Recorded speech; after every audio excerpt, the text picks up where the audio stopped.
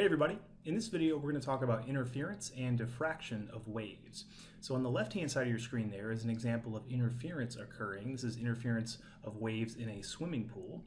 And then on the right hand side of your screen there is an example of diffraction occurring. This is diffraction of waves caused by a laser beam. So we're going to start things off by talking about interference. So interference is a phenomenon that occurs when two waves interact with one another. Suppose we have two waves coming together, and suppose those two waves have overlapping crests and overlapping troughs. These types of waves are what we call in phase. They are perfectly lined up with one another. And when two waves that are in phase come together, they're going to build each other up to result in a wave that has a larger amplitude. And this type of interference is what we call constructive interference. On the flip side, if we have two waves that are coming together and the crest of one of those waves overlaps with the trough of another, these types of waves are considered to be out of phase. When two out of phase waves come together, they're going to actually cancel one another out. And this phenomenon is called destructive interference. So we've talked about interference. Now let's talk a little bit about diffraction.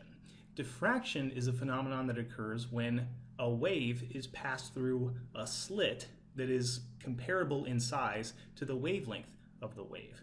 So suppose we pass some waves through a slit, so these lines represent the wave crests. What's going to happen is as the waves pass through that slit, they're actually going to bend around that slit. So this is what we call diffraction. And this is very different from the way that particles behave when you pass particles through a slit.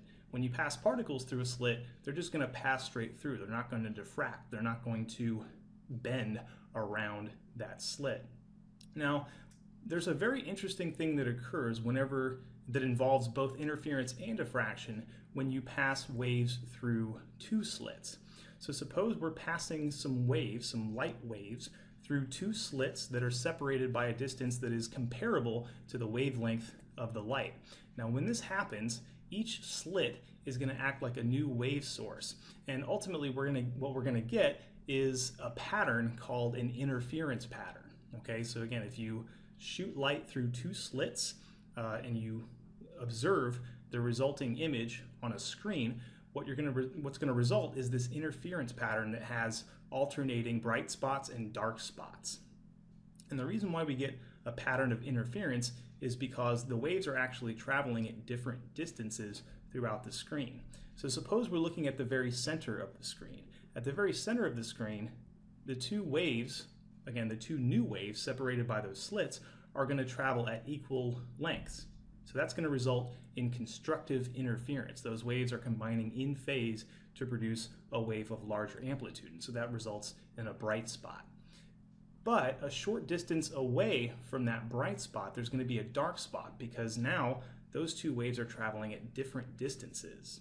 So when those waves travel at different distances, now they're going to be out of phase and they're going to destructively interfere. So they're not going to produce any radiation at all, resulting in a dark spot.